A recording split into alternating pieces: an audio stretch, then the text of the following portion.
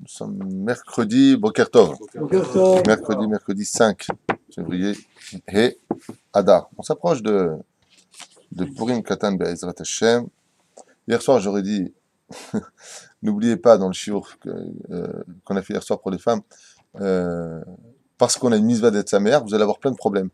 Parce que le but, c'est d'être sa mère. On a fini le cours, oh là là, mon fils comme ça, mon mari comme ça, l'autre comme ça, l'autre comme ça. Et vous êtes smecha? Non, c'est une misva d'être sa mère. Vous voyez, comme quoi qu'on ne se trompe pas. Aïmoutar la coque de Thor, on avait on avance. Deux à la route aujourd'hui, parachat de Tetzavé. On verra quelques petits points sur ce sujet-là. Aïmoutar l'ishmor, Thor le chavero, zamarnu et mol, mishiga le Thor mvakesh me chavero shishmor lo. Et à Thor aïm, yesh bezer chachas gezel. Ah, c'est ça qu'il était là avant, quoi. Est-ce qu'on a le droit de dire à une personne, mishiga le Thor, mvakesh me chavero? Ça veut dire, il est en train de faire la queue, comme tout le monde, et il demande à la personne qui est derrière ou la personne qui est devant de lui garder sa place. Et il s'en va, après il revient. Est-ce qu'on peut considérer ça comme du gazelle? Est-ce qu'on peut dire de lui que c'est quelqu'un qui a volé la place d'une autre personne? On a dit qu'il fallait qu'il demande à toi. Non, ça c'était s'il arrivait comme ça. Non, ça c'est hier soir ce qu'on a dit, il a raison David. On a dit hier soir que le roi va dire répond que si la personne, elle n'était pas là du tout, mais là, son copain lui a gardé la place pour lui, sa grand-mère, son beau-père, sa pasteur. Et il a le droit, il était là avant. Ah bah là, il était déjà là, hein. Il s'en va, il demande qu'on lui garde sa place.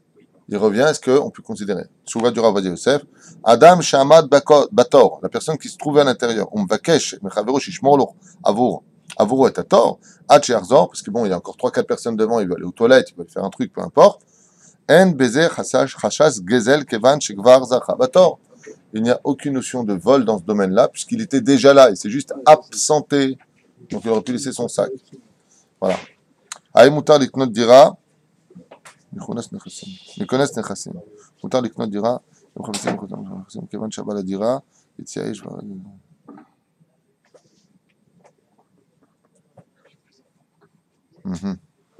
Est-ce qu'on pourrait acheter un appartement où une personne n'aurait pas payé ses impôts? Donc il n'aura pas payé ses impôts, et puis il y a ce qu'on appelle le Hanil Belo Alechem, la Israël, le Masach Nassa. Donc les impôts se jettent sur lui. Ken, non, la question c'est pas sur la question c'est pas sur les impôts eux-mêmes. La question c'est est-ce qu'on a le droit d'acheter par exemple une voiture qui a été prise saisie, c'est le mot que je cherchais depuis tout à l'heure, merci. Une voiture saisie aux enchères, on va payer pour des clopinettes de quelqu'un qui c'est son appartement, lui il a payé très très cher. Et toi tu viens, tu lui achètes pour une poignée de $. Si c'est un goy, oui, mais si c'est un juif, il a raison. Si c'est pas toi, c'est un autre.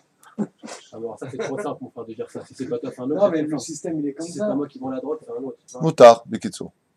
Motard? Moutar. Lama. Mama Siba. Ma Siba David. Non, regardez. Vous savez, vous connaissez la notion de Hashavat Aveda? Bon, le mec il est super chassid, il est bourré d'oseille. Il ne connaît pas, un feuge, le pauvre, on lui a pris son appartement parce qu'il n'avait pas de quoi payer, il le rachète pour une poignée de $, il lui donne les clés dans les mains. Celui-là, c'est Moshe Rabbeinu, celui-là. Ouais. D'accord? Mais, par exemple, je marche, je trouve quelque chose dont la mitzvah, donc c'est Hashavat Aveda, de rendre la chose à son propriétaire. Maintenant, je sais que ça, comme une liasse d'argent, elle est tombée dans un endroit, une liasse d'argent, une petite liasse comme ça, de 2000 shekels par terre. En général, tu peux penser que la personne, c'est Ityaesh. Le Tnaï, c'est Ityaesh. Mais Ityaesh, elle s'est découragée de cela. Pour elle, c'est perdu. Elle revient, elle fait une croix dessus. En général, il dit ici, pourquoi on a le droit? Il dit, Shebala dira ityaesh vareze ki matzil mizuto sheliam. Ve'od shebala ba'it chotem sheiklu adira imlo yeshalem et achov. Il a signé, lui, le contrat que le balabait, c'est-à-dire que quand il vient lui prendre sa maison, il signe comme quoi qu'il n'a pas le choix. Donc, il considère perdu le jour de la signature. Donc, quand toi, tu viens l'acheter, tu trouves un objet qui n'appartient à personne dans l'absolu. C'est pour cela que c'est permis. Et c'est vrai que cette question-là, c'est une question qui, sur le domaine moral, est un peu dure, quoi. Tu vas acheter une voiture de folie à un mec qui a payé sa race parce qu'il n'a pas pu payer, alors on lui prend. C'est dur. C'est dur. Aval kenze mutar ve'anachnu miprinat halacha. Et les huissiers, ils auront quelque chose ils auront des comptes à rendre par rapport à ça? Les huissiers, est-ce qu'ils auront des comptes à rendre? Tu sais, d'un côté, chacun son tafkid. D'être croque-mort, c'est un métier un peu rasera, tu vois, mais heureusement qu'ils sont là, parce que s'ils n'étaient pas là, comment on ferait?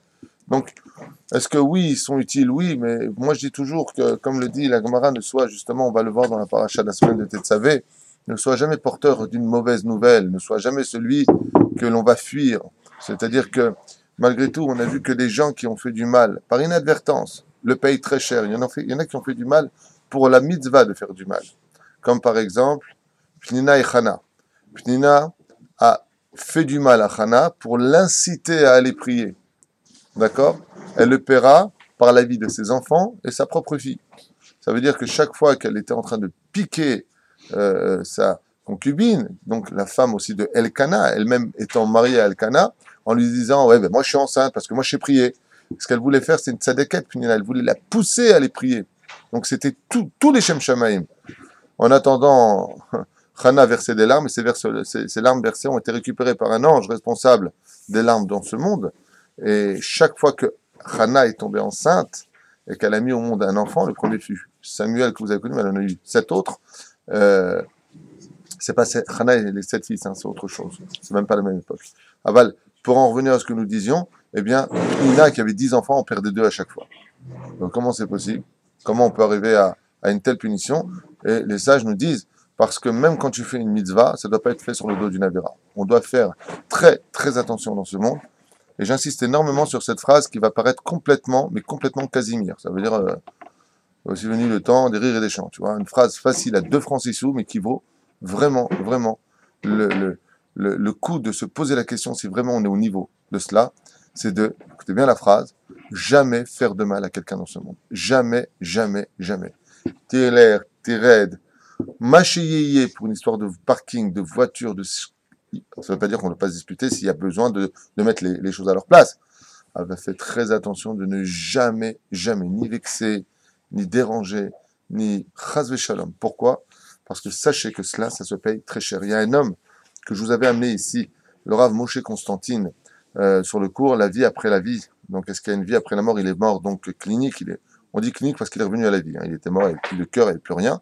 Et donc, après 2 heures, il est revenu à la vie. Et quand il a été jugé en haut, il nous a raconté un petit peu, rappelé en public son histoire. Je lui avais posé une question, je lui ai dit, mais de tout ça en une phrase, qu'est-ce que tu peux me répondre? Alors, je m'attendais à ce qu'ils disent, fais tchouva, mets 10 kippas sur la tête, mets-toi la tête dans les murs, je sais pas, un truc abracadabranque. Et la phrase qu'il m'a dit, Rav Twitou, ce que j'en ai retenu de tout cela dans les cieux, fais jamais de mal à personne. Jamais. Parce que ça pardonne pas. Tu es tzaddik. C'est pour ça qu'on dit dans l'Avdallah, on doit être tzaddik devant les hommes et devant Hachem. Pas que devant Dieu. Il y a des gens qui font du mal à tout le monde, et après qu'est-ce qu'ils disent? Non. Moi, Dieu, il sait mon cœur. Mais on lui dit non. On lui dit, Dieu, il peut connaître ton cœur, mais toi, vis-à-vis des autres. Si les autres ne te pardonnent pas, Dieu ne te pardonne pas. C'est pas la même chose qui fait par la capara des problèmes entre toi et ton voisin. Donc fais très attention de ne jamais, jamais, jamais, à un tel point, je finirai avec ça pour aujourd'hui par rapport à notre halakha, à un tel point sur le moussard quand même, à un tel point que le roi David a dit que je sois toujours parmi les poursuivis et jamais les poursuivants. C'est-à-dire, mieux vaut être celui que l'on accable que celui qui accable. Donc pour la réponse que tu as posée pour les huissiers et pour ceux qui annoncent, comme ce pauvre Khayal d'ailleurs, à qui on dédie ce jour de 21 ans qui a pris une balle dans la tête par erreur, par un de nos soldats des Givati, ils pensaient que c'était un Mechabel, ils l'ont descendu. Vous imaginez un petit peu ceux qui ont la responsabilité de la police militaire, qui appartiennent à la mahlaka de la psychologie, d'aller annoncer aux parents, quand tu les vois, tu n'as pas besoin de demander ce qui se passe. Hein. Tu les vois, tu tombes dans les pommes en général. Ils ont sur eux un produit spécial pour raviver la personne. C'est automatique. Tu les vois, hop, tu tombes en arrière. Vous imaginez, le mec, tu le vois, oh, il est là, celui-là. Tout le monde se regarde. Par contre, quand tu viens et que tu es annonciateur de bonnes nouvelles, quand tu vas au Hachem, tu es dans le monde de la Torah, alors que je t'abarre chez moi la had, quand on le voit, on est saméar. Zéo, zayn, tov. Parachat Shavua et Parachat Tetzavé. Oui, ata Tetzavé. Zéo. ואתה תצווה את בן ישראל יקחו אליך שמן זיתך כתתלם האור לעלות נר תמיד ולמועד מחוץ לפרוכת אשר על העדות הארוך אותו אהרון ובניו מערב עד בוקר לפני השם חוקת עולם לראותם מאת בני ישראל ואתה תצווה אמרו רבותינו למשלם comme le rappelle דרך אגב לבעל הטורים L'os, car Moshe Rabbeinu basé à Seder. Moshe Rabbeinu n'est pas appelé ici dans le Seder. On ne parle pas de Moshe Rabbeinu ici dans le Seder. Et là, bien entendu, tout le monde a envie de me dire. Et alors? Dans la paracha de Nosso aussi, il n'y est pas. Puis il y a plein d'autres parachutes dans la Torah où il n'y a pas une seule fois le nom de Moshe. Alors qu'est-ce que tu es en train de me dire ici? Temps mort! Il n'y a pas le nom de Moshe Rabbeinu ici. Et alors? Il y a 5 parachutes ici où il n'y a pas le nom de Moshe. Et puis à part cela, dans tous les livres de Bereshit, il n'y a pas le nom de Moshe aussi dans la Torah. Donc juste... non, ça c'est facile, ça c'est une question pour un enfant de 4 ans. Pourquoi il n'y a pas le nom de Moshe Rabbeinu dans Bereshit? Parce qu'il n'était même pas né. Voilà, donc ça on a casé le Bereshit, ça y est, on vient de répondre. Mais pourquoi ici dans la paracha de Ve'ata Tetzavé, on vient nous dire tout simplement qu'il n'y a pas le nom de Moshe Rabbeinu? Il y a 5 autres parachutes où il n'y a pas du tout le nom de Moshe Rabbeinu. Alors qu'est-ce que tu es en train de nous faire un pérouche? Pérouche Adavar, je vous le lis du nom du Baal HaTurim. Il dit, dans tout le Chumash, on n'a pas vu ça. Et voilà que le Baal HaTurim nous donne une réponse en or. Misha, Nolad Moshe Rabbeinu Avshalom, En Seder Shelo Uzkar Ba Chutz Mimi, Shne Torah, Vatam, Mishum Shamar Mahanina, Misifrecha, à part le Mishne Torah, Mahane Misifrecha, Asher Katavta Vekelalat Chacham, Afalpi Al Tnai, למרות שהוא אפילו על תנאי, כן, בא ונתקיים בזה, כתב צבא ומנורה וכו' וכו'. טוב. Alors la réponse est très simple, écoutez bien. Si tu viens me dire qu'effectivement, dans plusieurs parachutes qui suivront, il n'y a pas non plus le nom de Moshe Rabbeinu par rapport à Tetzavé, c'est pour te dire qu'on ne part pas sur combien de parachutes n'a pas le nom de Moshe Rabbeinu, mais on part sur cette notion extraordinaire depuis que la naissance de Moshe est apparue dans la Torah, j'ai nommé la paracha de Shemot. Est-ce qu'on voit Moshe dans Shemot? Oui. Est-ce qu'on voit Moshe dans Vaera? Oui. Est-ce qu'on voit Moshe dans Bo? Oui. Est-ce qu'on le voit dans Béchalach? Oui. Est-ce qu'on le voit dans Yitro? Oui. Est-ce qu'on le voit dans Mishpatim? Oui. Est-ce qu'on le voit dans Teruma? Oui. Est-ce qu'on le voit dans Tetzavé? Non. Donc, c'est ce que veut dire Baal HaTurim. Bien sûr qu'il y a d'autres parachutes, on ne verra pas non plus le nom de Moshe Rabbeinu. Mais là, ce qui est curieux, c'est qu'il y a un Retsef, il y a une suite. Hein? Il y a une continuité du nom de Moshe, et d'un coup ça s'arrête. Après, on va reparler donc la semaine prochaine de qui dit ça. Il y aura le nom de Moshe Rabbeinu, mais je ne sais même pas s'il est dedans. Oui, je pense qu'il est dedans. Parce qu'en général, tous les versets de la Torah commencent par Vedaber Hashem, El Moshe les morts. Donc, comme le dit le livre Avatraïm, tous les versets de la Torah nous disent Vedaber Hashem Moshe les morts, Vedaber Hashem Moshe les morts. Alors pourquoi ici il n'y a pas marqué Vedaber Hashem Moshe les morts? Eh bien, parce que Moshe Rabbeinu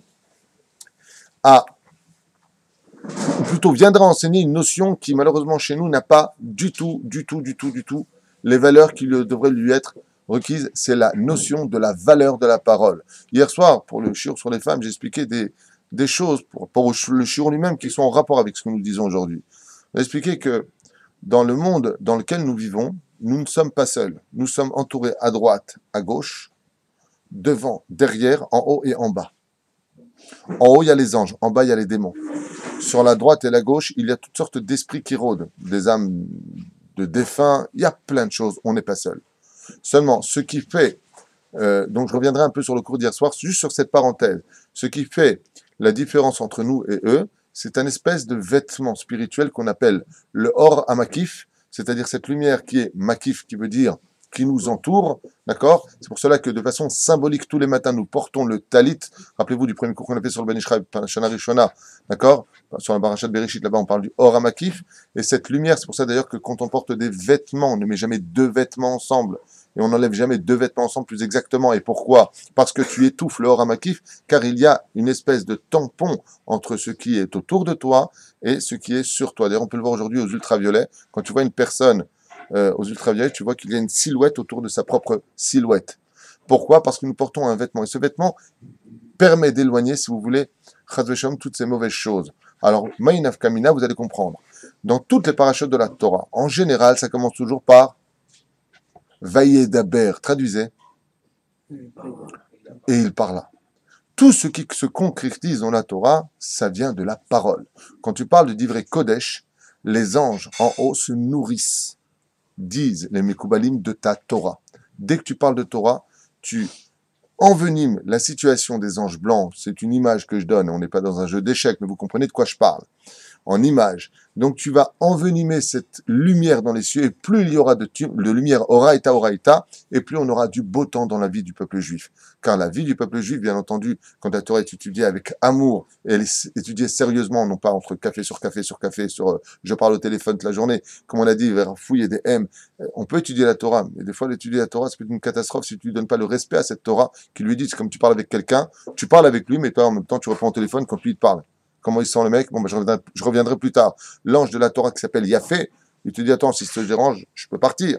Donc, il faut vraiment s'adonner comme un homme avec sa femme quand ils sont dans le lit, avec le respect que je vous dois, d'accord? Quand tu es dans le lit avec ta femme, tu dois être 100% avec elle. La Torah, quand tu viens avec elle, tu lui fais l'amour. Il faudrait que tu dis la Torah avec amour. Minishikot pi ou kitovim dodechamiyain. Je t'aime, j'aime poser mes lèvres sur toi en parlant de la Torah, comme on aime déguster le vin. Donc, de la même façon, on doit être 100% avec elle. Vaïdaber Hashem Moshe les morts. Chaque fois qu'il s'adresse au peuple d'Israël, chaque fois qu'il s'adresse à dire quelque chose, il utilise la parole. Cette parole-là, elle vient de quoi? Des anges. Car il faut savoir que, comme ça figure dans le livre Binyan Olam Perek Aleph, il y a marqué là-bas que chaque fois qu'un juif prononce un seul mot de Torah, un mot, pas une lettre, il n'y a pas marqué une lettre, il n'y a pas marqué une phrase non plus, un seul mot, oui, un ange se crée de ce mot-là. Donc, quand on vient et qu'on dit quelque chose dans ce monde, on va créer un ange. Le Rav Kook avait l'habitude d'expliquer qu'est-ce qu'on appelle un ange. Le Rav Kook disait, un ange, c'est quand Dieu parle, c'est-à-dire que se concrétise la volonté d'Hachem, ça s'appelle un ange.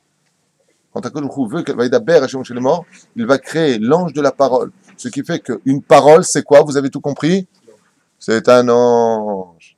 Qu'est-ce que c'est une parole? C'est un ange. Avec, comme on dit, une belle parole, tu peux enjoliver la vie d'une femme. Baruch Hashem, tu peux enjoliver la vie de tes enfants. Tu peux enjoliver Baruch Hashem dans le monde professionnel, social, éducatif, la vie de tous ceux qui sont avec toi. Mais chaz vechalila, si tu utilises le mauvais côté, les sages nous disent par contre ce sont les démons qui sortent de ce monde et qui viennent se nourrir de tes paroles. Ce qui fait chaque fois que tu dis une insulte, comme on l'expliquait hier soir pour les femmes, chaque fois que tu te mets en colère, chaque fois, tu fais pousser dans ta propre maison une tonne de démons. Ce qui fait que même quand il n'y a personne, il y a une racera. Pourquoi? Parce que ta maison est habitée par des choses que tu ne vois pas, des choses qui possèdent tout cela. Pourquoi? À cause de cette épidémie, comme on dit la lèpre, comme on dit des vermes, le chant d'Ibourg, en d'autres termes, tu as rempli ta maison de mauvaise ambiance. Pourquoi? Parce qu'en réalité, eh bien, cette personne qui parle mal vient tout simplement de briser, on a expliqué hier soir, donc je suis un peu désolé de revenir sur ce que j'ai dit, mais c'est important pour comprendre pourquoi marqué Ve'ata tetzavet ben Israël, pourquoi il n'y a pas le nom de Moshe Rabbeinu. Eh bien, parce que à partir du moment où tu as dit des paroles qui ne devaient pas être dites, ces paroles ont le droit d'être volées par le monde des démons. Et vous allez comprendre maintenant pourquoi, au-delà de tout jeûne, il y a un jeûne qui a, lui, équivaut tout seul 28 000 jeûnes de boire et de manger. C'est le jeûne de la parole. Quand tu es muet, okay, comme on dit, si la parole est d'argent, le silence est d'or. Si tu es capable de comprendre ce que veut dire une parole dans ce monde, alors sache une chose, quand tu dis un mot, tu as le choix. Tu as un ange blanc et un ange noir. Si ce que tu dis est potable, propre, tu as l'ange blanc qui se nourrit et il te protège. Qu'est-ce qu'il fait cet ange blanc? Il rajoute un habit. Vous allez voir de quoi on parle dans la paracha de la semaine. Des habits du Kohen Gadol. Quel rapport avec Moshe Rabbeinu? Pour vous dire que Moshe Rabbeinu, entre guillemets, ici, a fait une fissure dans son vêtement. Parce qu'il a dit une klala sur lui-même. Et cette klala n'a pas été attrapée par un ange blanc, mais par un ange noir. Et cet ange noir va effacer son nom de la paracha. C'est le côté éducatif, moral pour nous. Donc nous avons compris une chose essentielle, c'est que quand on vient pour parler, il faut faire très attention. Surtout quand tu parles avec une personne, tu le regardes de haut, et toi, et je vais, et les insultes, et tout ce qui peut aller avec, tu es en train tout simplement de planter des démons dans ton jardin. Ce qui fait que tu viens après dans tes affaires, tac, ça marche pas pour celui-là, j'en ai marre de celui-là, de toute façon j'en ai marre de ma vie. Que du yéhouch, que du noir dans ta vie. Pourquoi du noir? Parce qu'ils sont tous autour de toi, seulement tu les vois pas. Et tu peux pas reprocher à Dieu, qu'est-ce que je t'ai fait Hachem? Tu dis, moi, je t'ai rien fait, pourquoi tu me parles? Va en face d'un miroir, comprends pourquoi tu en es là dans la vie, tu comprendras ta vie. C'est le cours d'hier soir qui s'appelle « Changer pour mieux vivre ». La reine Bezrat Hashem, Madame la date, qu'il n'y a pas un meilleur jardin dans ce monde que le jardin de la belle parole. Et vous voyez, quand on part de ce monde, qu'est-ce qui nous reste? Des livrets Torah. Comment il était, comment il a agi. Mais il n'est plus là, que tu parles de lui. La parole est créatrice. On relève la vie d'un homme par sa parole. Comme on lui dit, Hu Aya Omer. Il avait l'habitude de dire. Le Zohar nous dit, quand tu viens, que toi tu parles dans ce monde d'un mort, il y a marqué Siftotav, Dovevod, Bakever. Au moment où toi tu parles, le mort il parle aussi. Et pourquoi il parle lui aussi?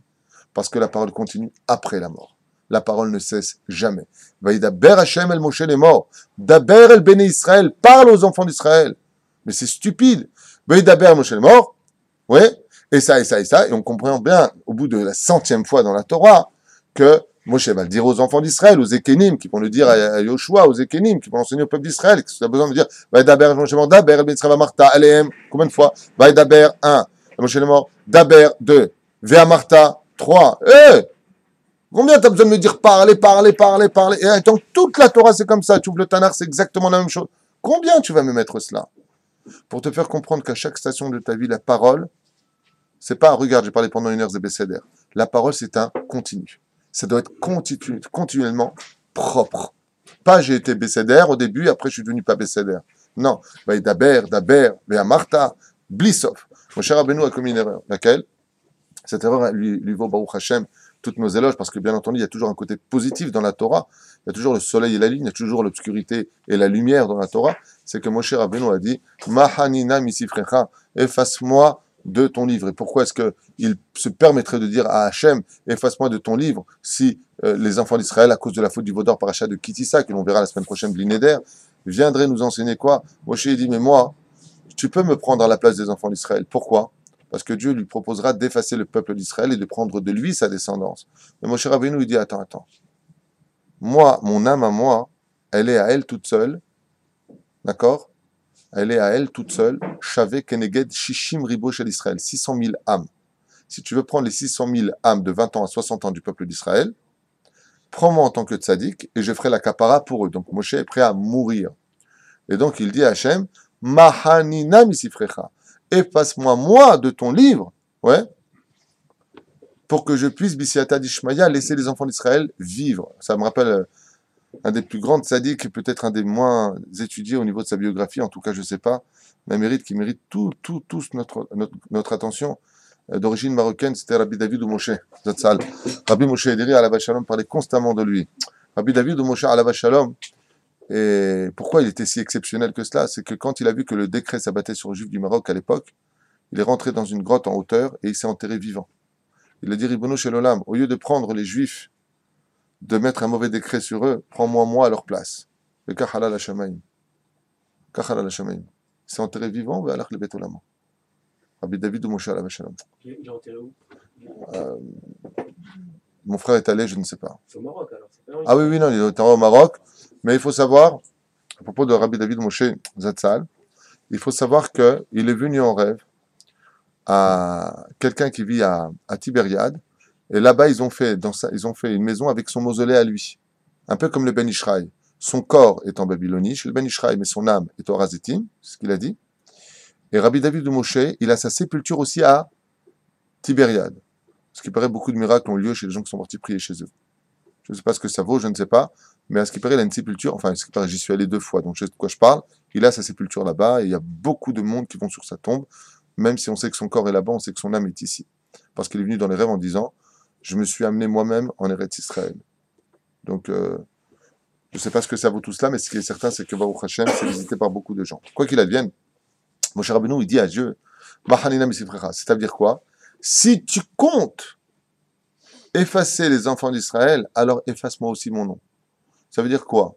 C'est-à-dire qu'en d'autres temps, vous savez ce qu'il est en train de faire à Dieu? Premier niveau, on va expliquer tout de suite. Efface mon nom à moi, je suis prêt à mourir pour eux. Deuxième niveau, efface mon nom. Et s'il manque une seule lettre dans le Sefer Torah, qu'est-ce qu'il est le Sefer Torah?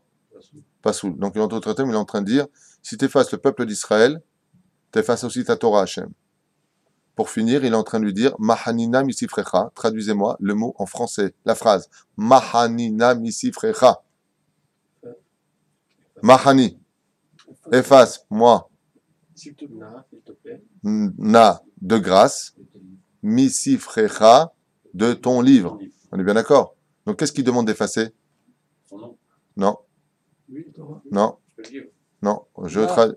Oh! Mahani, na. Efface pour moi, na. Donc, qu'est-ce que Akadosh Baruch Hu, il comprend de Moshe Rabbeinu? Qu'est-ce qu'il voulait Moshe Rabbeinu? Qu'il efface pas son nom, Moshe Rabbeinu alav shalom voulait qu'il efface le mot na. Mahani na. Misifrecha. Efface-moi le mot na de ton livre de Torah pour le rendre pas soul. Donc si ton Torah il est pas complet, il n'est pas soul. Donc tu ne peux rien en vouloir aux enfants d'Israël, tu ne peux pas effacer les enfants d'Israël et tu ne peux rien faire à Hachem. Eh ben voilà, c'est la question que j'attendais et qui vient maintenant de surgir. Parce qu'à travers cette phrase qu'a dit Moshe Rabbeinu, Mahanina misifrecha, dans le parasha plus tard de Kitissa, il est en train de reposer la faute du Vaudor sur Hachem. Il est en train de dire à Hachem, c'est ta faute le Vaudor. Je vais y arriver, Tzadik. C'est ça le but d'un shiur, c'est d'arriver à la compréhension. Si on revient dans le livre de Shemot, dans lequel nous sommes, et que nous arrivons à la paracha de Bo, qu'est-ce que demande Akadosh Baruch Hu à Moshe Rabbeinu qu'il doit demander d'Aber Ben Israël pour de l'or. Et quel mot il a utilisé pour demander de l'or? D'Aber Na. Demande de grâce aux enfants d'Israël, parce que les enfants d'Israël, ils étaient esclaves chez les Égyptiens. Va leur demander de grâce qu'ils prennent de l'or. Moshe Rabbeinu, il dit, oh, Hachem, tu veux effacer les enfants d'Israël parce qu'ils ont fait le veau d'or? Mais qui a demandé et supplié pour qu'on aille chercher cet or égyptienne sur lequel l'influence de l'Avodazara gérait cet or-là, puisqu'on avait dit que l'influence, rappelez qu'on avait pour Saki, toutes sortes de choses qu'on a expliqué, que tu rentres dans une parfumerie, tu sens le parfum, tu rentres dans une porcherie, tu sens le porc, tu vas chez un Tunisien, tu sens l'huile, et rien à derrière. Non, c'est pas une blague. Une fois, je revenais de chez ma mère à Belleville, et ma femme me dit, t'es passé voir ta mère. Je dis, comment tu sais? Tu sens l'huile. Hein? Non. Je faisais des frites. Que Dieu la bénisse. La reine. Ça te fait rire, l'Algérien, hein. Tu es heureux, tu kiffes, hein. C'est honnête. Baruch Hashem. La reine Bisiata d'Ishmaïa, qu'est-ce qu'il lui dit? Mahanina misifrecha. Qui nous a saoulés, qui nous a supplié d'aller chercher cet or? C'est pas toi. Alors au lieu de effacer les enfants d'Israël, Mahanina, de là-bas, quand tu nous as demandé, supplier d'aller chez cet or-là, parce que quoi? L'ifni aiver l'outitan mirchol, tu savais très bien qu'on était encore ovda vodazara, ça coulait dans notre sang, la vodazara. Nous, on n'aurait pas eu du d'or. Par exemple, tu sais que quelqu'un, c'est un mec, il a un trou dans la main. T'as un fils, tu lui donnes 1000 euros, en 1 heure, il les a plus. Tous les jours, c'est un mec comme ça. Tu veux l'arranger, tu lui mets 1000 euros dans la main? Tu lui mets pas. Tu lui mets 5 euros. Tu lui mets 10 euros. Tu vois, le but, c'est combien? Tant. Ça, c'est tant. Voilà, mon fils, exactement ton technique. Tu vas l'éduquer. Toi, Hachem, tu sais qu'on est pendant 210 ans en train de faire de la Vodazara d'Oraïta, et tu nous demandes de prendre de l'or des Égyptiens, donc qui pue. En d'autres termes, l'atmosphère remplie de démons dans les maisons égyptiennes, mais cet or-là, il était imprégné, la preuve en est, quand on vient dans une ville et qu'on trouve de l'or de la Vodazara, qu'est-ce qu'on doit en faire? On doit le brûler, on doit le faire fondre, on doit l'exterminer, cet or. Et toi, tu nous as demandé de le prendre, Hachem? Alors, si tu veux tuer ce peuple, efface le mot na, où toi, tu nous as supplié, Hachem, de prendre cet argent. Mahanina misifrecha, et non pas efface-moi moi de ce livre. Alors, tu as dit, en gros, tu as fait une erreur de nous demander de... Il dit à Hachem, en d'autres termes, c'est pour cela qu'Hachem va lui rendre l'appareil, mais pas son nom. D'accord? En d'autres termes, Moshe Rabbeinu alav shalom, un peu comme Avraham Avinu, un petit peu de tzadikim racha, Dieu, est-ce que tu vas faire l'erreur, entre guillemets, juge Dieu, de juger le tzadik avec le rachat? Attends, t'as besoin de dire à Dieu ce qu'il a besoin de faire, tout ce que tu penses, c'est lui qui t'a mis dans la tête. C'est Moshe Rabbeinu, il sait très bien. Moshe Rabbeinu, et c'est en plus, panim el panim, c'est pas vraiment, parce qu'il dit à la fin, Reini at kevodecha. D'accord, il est dans une phase un peu bizarroïde, Moshe Rabbeinu, ici, quoi qu'il advienne, il est prêt à donner sa vie, aller au Gehinam pour sauver les enfants d'Israël, comme le feront tous les tzadikim qui, le jour de leur départ, plongeront dans le Gehinam avec leur vêtement pour récupérer, comme on l'a déjà expliqué à maintes reprises, les Rechaim qui n'ont pas su acheter leur nom sur terre. Toshem Ishimen Tov Miyom Amemet Miyom Ivaldo Validekar Baruch Hashem Ishtabar Shemolad. Moshe Rabbeinu ici lève l'étendard de Mahanina. Troisième explication, d'où est-ce qu'on voit cela? C'est que Moshe Rabbeinu alav shalom, après la paracha de Teruma, où Dieu dit l'Ishmi, il demande à Hashem que son nom soit effacé de la paracha qui suit Teruma. Et pourquoi? Parce que comment ça commence ici, dans la paracha de Teruma? Vous vous rappelez ce qu'on a lu? Il y a marqué comme ça. Hein. Quel est l'intérêt de Dieu de... Il fait ce qu'il veut, c'est Dieu. Non, Je ne connais pas le proverbe parce que c'est bon d'être roi. Hein? Au début, il savait tout ça. Parce que c'est Dieu. Alors la question que tu poses toi, c'est sur toute la Torah en fin de compte, ou tout le Tanakh, c'est de dire, mais quel intérêt pour Dieu tout ça, puisqu'il sait tout à l'avance? Non, c'est pas ça que Alors. je veux dire. Mais puisqu'à la base, il savait très bien que Moshe Rabbeinu lui reprochait d'effacer Nav et le poulet. Alors, pourquoi il a fait cette taout? Ah, comment Moshe Rabbeinu peut-il donc être culotté, on va dire comme cela, chutzpani, vis-à-vis d'Hachem? C'est ça que tu es en train de dire? Ouais, Mitzad Echad, oui. Il y a des moments où je donne un exemple. Imagine que quelqu'un vraiment, vraiment t'énerve, d'accord? Et que, comme va le faire Moshe Rabbeinu avec Hachem, Dieu lui dit à Moshe Rabbeinu pour la faute du veau d'or, pousse-toi afin que j'extermine ce peuple. On dirait que Dieu, c'est un homme que le couloir, il est tout étroit, que Moshe est en plein milieu, s'il se pousse pas, il peut pas passer. C'est quoi cette phrase? Pousse-toi que j'extermine ce peuple. Dire retiens-moi. Ça veut dire retiens-moi. C'est un test envers Moshe. Quand quelqu'un est en train de discuter avec l'autre et que le ton monte et que ça risque de très mal se passer, il a son copain à côté, qu'est-ce qu'il lui dit? Oh punaise, il est en train de me chauffer, lui. Il est en train de m'énerver. Son langage veut dire, si je n'arrive plus à me contrôler, retiens-moi. Car les chiens les plus dangereux, c'est les pitbulls. Vous avez déjà vu un pitbull menacé ou aboyer avant de mordre? Méfie-toi de l'eau qui dort. Si Dieu veut exterminer le peuple, il a besoin de dire à Moshe, bon Moshe, s'il te plaît, tu peux te pousser parce que je veux passer. Il est en train de lui dire, Moshe, vis-à-vis du dîn que j'ai créé dans le monde, je suis obligé de passer. Trouve-moi vite les arguments pour me retenir. Donc, en d'autres termes, ce que je voudrais te répondre, c'est qu'il y a deux phases dans une personnalité. Parce que Dieu n'est pas un homme, bien sûr. Il y a le devant et il y a le derrière. Des fois, il faut savoir lire entre les lignes. Moshe Rabbeinu a très bien compris que on aurait pu reprocher comme à Noach. Prenons l'exemple de Noach et de Moshe, puisque vous savez que quand on parle de Zahav, Kesef et Nechoshet, on parle de secrets extrêmement profonds dans la Torah. Tout ce que vous étudiez avec moi et dans d'autres livres, vous êtes en train de manger l'épluchure de l'épluchure du fruit. Le vrai fruit, vous ne l'avez pas encore goûté. Quand on parle de Nechoshet, vous parlez de Moshe Rabbeinu. Nechoshet, c'est Noach, Shet, Veata. Ce sont les lettres de mots Moshe Rabbeinu. Qu'est-ce qui était en lui? Dans la paracha qui a suivi, l'âme de Noach est rentrée en lui. Nechoshet, Nunchet, de Shet, Shin, Taf, du mot Nechoshet. Ata, Nechoshet, tu l'as aussi dedans. Oui, c'est quoi? C'est toi, Moshe, comment ça s'appelle? Noach et Shet. Le mot Nechichut, ça vient de Nechoshet. Non, Nechichut, ça vient du mot deviner. Les Nachesh. Nechichut. Ça veut dire aussi déterminé. Narouche. Oui, ça veut dire que tu arrives à la conclusion de, après avoir examiné la situation. Ça veut dire que j'ai deviné, j'arrive à la compréhension. D'accord? La reine, ça vient sur le mot Noach, qui veut dire je suis reposé, j'ai pris ma décision. Juste, je finis avec lui parce que là on va s'éparpiller. Donc, ici, qu'est-ce qui s'est passé pour Noach? Tu te rappelles? Ouais, fais une teva, rentre dedans, fais-toi le bateau, et puis Noach dit ok, pendant 120 ans, il va fabriquer sa petite barque, il va rentrer à l'intérieur, faire du chesed. Il descend là-bas, et Dieu se met en colère contre Noach. Et pourquoi il se met en colère contre Noach? Vous vous rappelez? Il n'a pas pris le peuple avec. Non, ouais, il avait n'a 120 pas ans, essayé quoi. de les. Noach sort, il voit le désastre du monde, il dit à Dieu, mais qu'est-ce que tu as fait? Et là, Kadosh Baruch Hu, boum, il lui met une sonde sur la tête. Il doit, c'est maintenant que tu te réveilles. Pourtant, il lui a dit un ordre.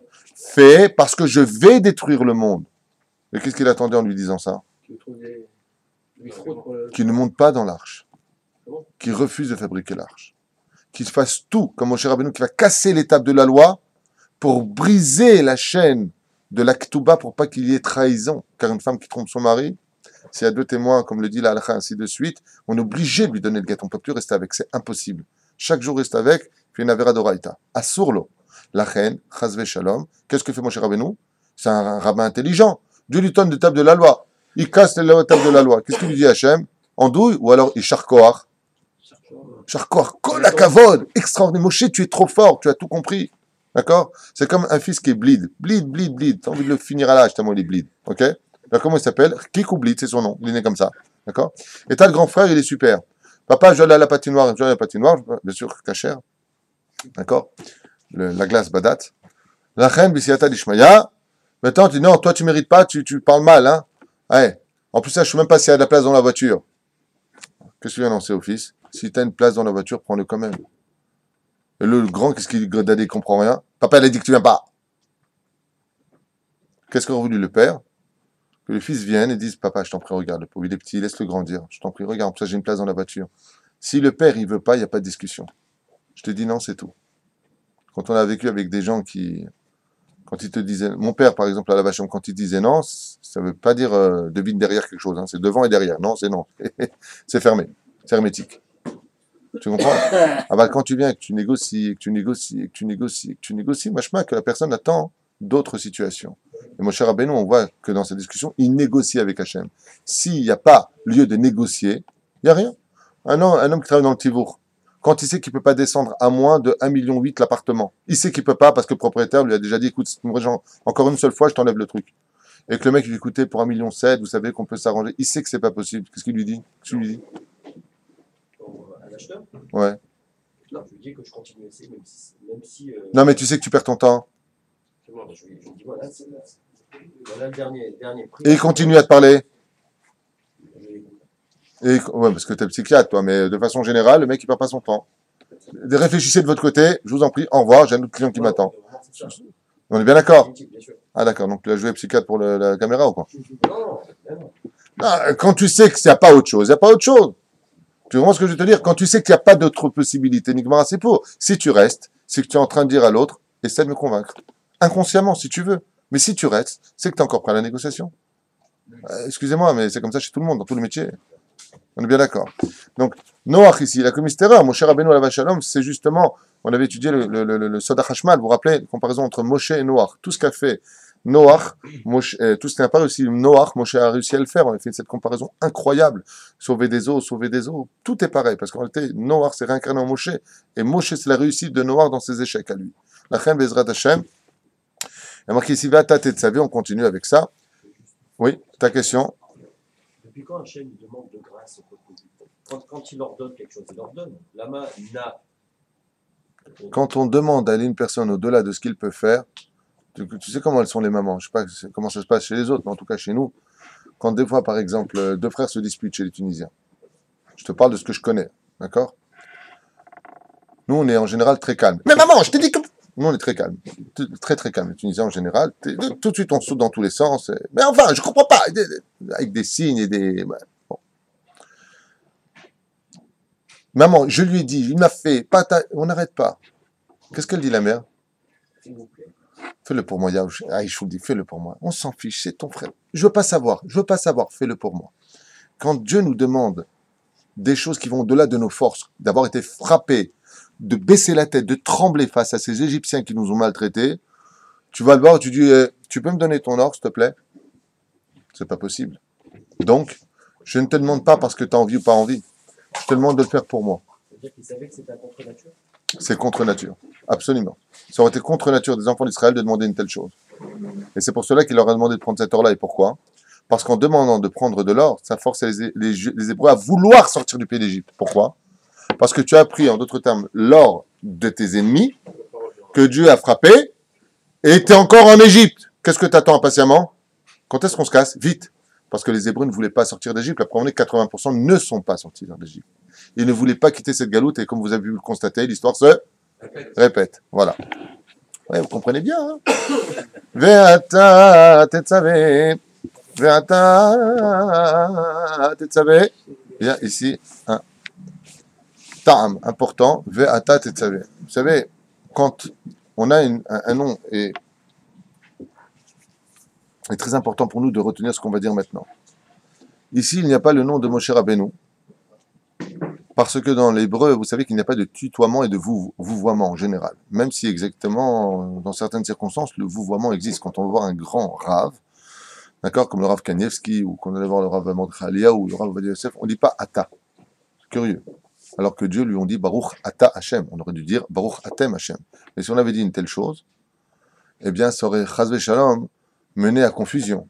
En pensant que, Chazve Khalila, il y aurait plusieurs dieux dans les cieux, alors qu'il n'y en a qu'un qui n'a ni père, ni frère, ni mère, ni rien du tout. Hubara kol ve'en od milevado. Il n'y a personne d'autre que lui. Alors, on va l'appeler par son nom. Alors, dans le langage de tous les jours, on dit Gvodarav, Atem Rotzim. Même en hébreu, on dit comme ça. C'est-à-dire, on multiplie la personne. Il y a lui et il y a sa Torah. Bien sûr, on n'est pas à la poursuite du kavod, du respect. Mais, il y a une dimension qui est beaucoup plus forte. C'est celle où même le nom n'a plus sa place. Car le nom permet la proximité. Le fait que nous puissions prononcer le nom d'Hachem permet de nous lier à une proximité plus importante. Par exemple, quand tu ne connais pas une personne, mais vous, tu l'appelles vous. Quand tu commences à l'appeler par son nom, par exemple, tu l'appelles comment? Kizi? Jacquet. Alors, Jacquet, d'accord, en hébreu? Ah ben voilà, Chizkiyahu. Chizkiyahu Melech, il était Mashiach. Ah, Chizkiyahu. Ah, Chizkiyahu, c'était le diminutif. Non, c'est Jacques Raskia. Jacques Chizkiyahu. Bezrat, on va prendre Chizkiyahu avec ta permission. Donc Chizkiyahu Melech alav shalom, c'est un beau nom. Baruch Hashem. Tu viens que tu l'appelles par son nom. Tu viens de créer une fois de plus une proximité. Mais si maintenant tu viens et quand tu lui parles, tu lui fais « Mais toi, est-ce que c'est encore plus proche ou pas ?» Ça devient que lui et toi, vous avez une proximité tellement proche que le nom n'a même plus besoin d'exister en tant que carte d'identité entre vous. Par exemple, tu prends le téléphone, une connaissance t'appelle. « Bonjour Jacques, comment allez-vous ?» Ça peut se dire aussi avec le nom. Mais cette personne est tellement proche de toi que « Ah, comment tu vas ?» Donc il n'y a plus besoin de nom. Mon cher Rabbeinu, par le Kiddush Hashem qu'il a fait, son nom n'est pas marqué ici parce que Dieu est fâché, ou bien au contraire. Ve'ata tetzavé. Il n'y a plus besoin de marquer Ve'daber Hashem el Moshe, il est mort, Daber el Ve'ata tetzavé. Ça veut dire que maintenant, c'est même plus Hashem qui te parle, c'est toi qui parles pour moi. Tu es mon représentant. Dernière explication. Hein? Moshe Rabbeinu, il a gravé un échelon en fait à ce moment-là. Absolument. Chazal dans le livre Imrechen explique ici que Moshe Rabbeinu est monté à un tel degré dans sa Messirut Nefesh. Pourquoi? Parce qu'on sait que le plus haut degré que puisse atteindre un juif dans ce monde, le plus haut degré de tout, c'est quoi? Souvent on s'inquiète. Est-ce qu'on a étudié la Torah? Est-ce qu'on a mis la Tzedaka? Est-ce qu'on a été Janpi? C'est vrai que c'est important. Mais un degré qui est beaucoup plus important. Le plus haut degré d'un juif, vous savez lequel? C'est une question à laquelle un juif devrait se poser tous les jours de sa vie. Qu'est-ce que j'ai fait pour mon peuple? Qu'est-ce que j'ai fait pour le peuple d'Israël?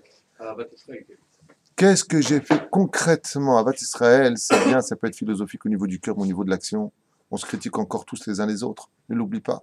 Il faut être droit.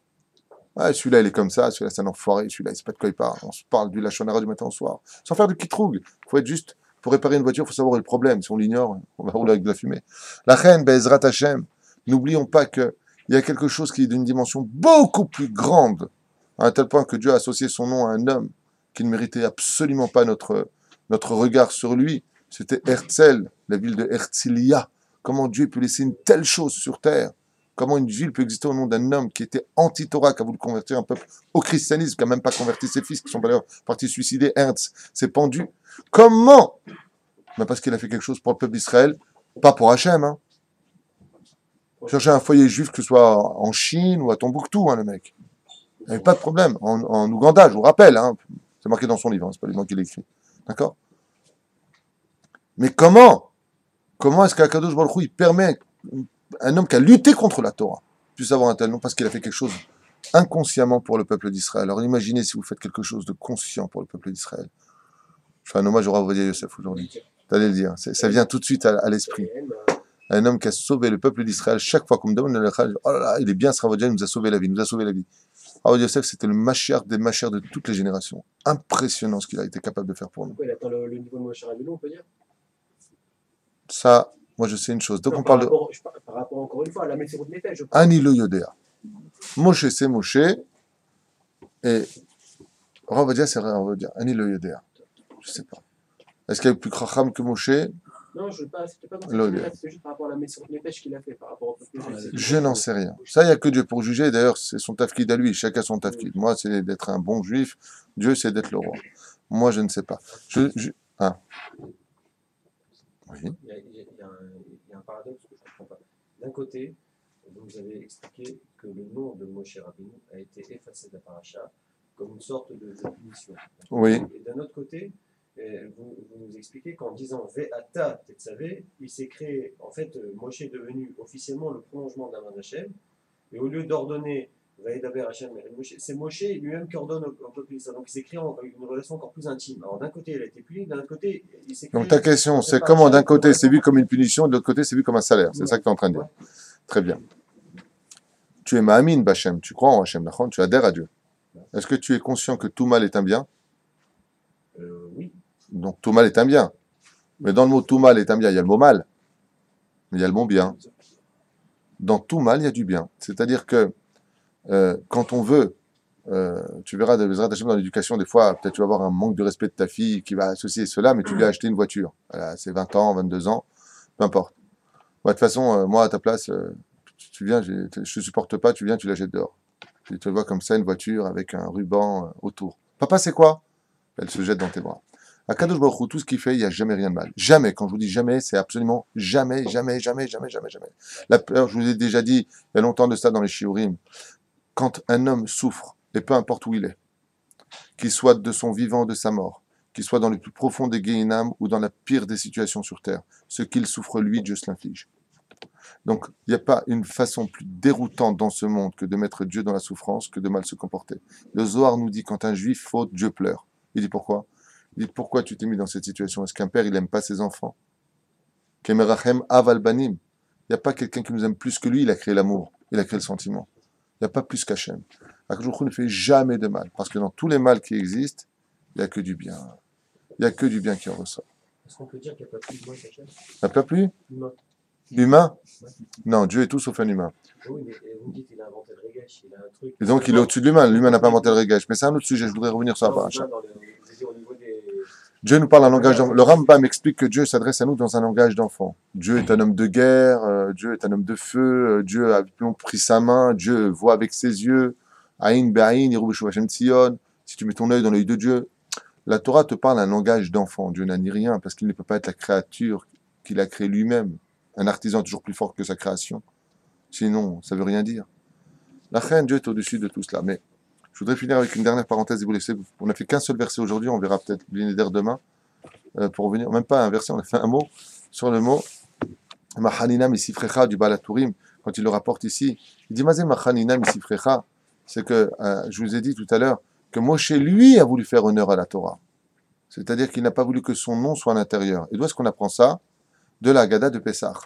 Vous avez remarqué, la Haggadah de Pessah, on dit Ani velo Malach, Ani velo Saraf, Ani velo Shaliach, Ani Hashem. La Haggadah de Pessah, vous ne verrez pas une seule fois le nom de Moshe Rabbeinu. Pourquoi? Parce que Dieu veut que les honneurs soient pour lui.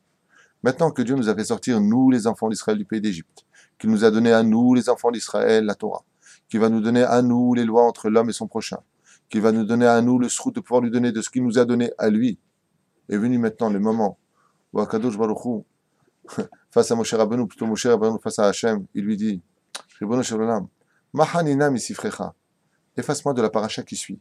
Comment on sait que c'est cette paracha-là? Où est-ce que c'est marqué dans le mot Machanina misifrecha? Comment est-ce qu'on sait que c'est cette paracha-là? C'est très simple. Regardez. Dans la paracha, dans le livre de Bereshit, il y a 12 parachiotes. On est d'accord? De Shemot jusqu'à Tetzavé, on va compter ensemble, on l'a fait tout à l'heure. Shemot 1. Vaera, Bo, c'est bon? Beshalach, Yitro, Mishpatim, Teruma, Tetzavé. 8 et 12, ça fait combien? 20. Mahanina, efface-moi, misifre, si c'est faire, kaf, efface-moi de ton 20e livre, soit de la 20e paracha. Et pourquoi il demande une chose pareille? Non plus pour que mon nom soit marqué dans la Torah, mais uniquement ton nom à toi, Hachem. Tout comme dans la Haggadah de Pessah, il n'y a pas mon nom parce que tout l'honneur n'est que pour toi. De la même façon, je voudrais que maintenant, après tout ce que tu as fait pour nous, Hachem, à Karatatov de Moshe Rabbeinu, Machanina misifrecha, que dans le livre Kaf, mon nom soit effacé là-bas. Pourquoi? Pour qu'il n'y ait que Hachem. Et Ben Israël, Vasita, c'est Dieu qui parle, uniquement Hachem. On dit, il est où Moshe? Il y a Dieu. Moshe Rabbeinu à la vache nous apprend la Karatatov. Combien il est important quand on te fait des choses bien, de savoir rendre l'appareil. En d'autres termes, sache t'effacer. Sache te mettre de côté pour laisser certaines personnes exister. Sois pas quelqu'un d'encombrant dans ta vie. Moshe Rabbeinu vient nous apprendre ici dans le démarrage de la sortie d'Égypte, du don de la Torah et de tout ce que Dieu a fait pour nous. Que quoi? Combien, Baruch Hashem, un homme se doit de s'effacer pour cela. C'est pour ça que nous allons parler un temps soit peu dans la paracha de Tetzavé aussi de la Ménorah. Et quel rapport avec la Ménorah? On doit tout faire Zahav, je vais l'allumer. Quel rapport? Le rapport est très simple. C'est qu'à Akadosh, quand il voit ça, il veut rien pour lui, il veut tout pour nous. Est-ce que Dieu il a besoin de lumière? Est-ce que Dieu il a besoin qu'on lui allume de la lumière dans son temple? Les Khamim nous disent, c'est un jour un homme, d'accord, qui avait des problèmes de vue. Il devait accompagner le roi partout où il allait. Et pour marcher devant le roi, afin d'honorer le roi de par sa présence, alors qu'il se rendrait dans un couloir très très très ombragé, il n'y avait pas du tout de lumière, le roi qui aimait tellement son serviteur, il lui a dit, alors que lui voyait parfaitement, le roi avait vu 6 sur 6 des deux côtés, hein. Il lui a dit à son serviteur, éclaire-moi le passage en prenant cette lanterne, s'il te plaît. Mais pour quelle était la lanterne? Pour le roi qui voyait 100% ou pour celui qui était son serviteur qui voyait pas du tout? Elle était pour le serviteur, elle n'était pas pour le roi. Dieu il dit, honore-moi, mais en réalité c'est toi qui l'honore. C'est pour ça qu'il y a une espèce de challenge qu'on verra à maintes reprises dans la paracha.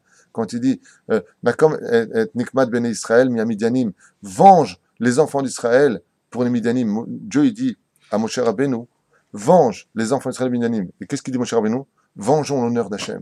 Il y a un ping-pong comme ça il faut honorer Hachem. Et Dieu dit non, moi je veux rien, c'est que pour vous. Tout ce que je fais, c'est que pour vous.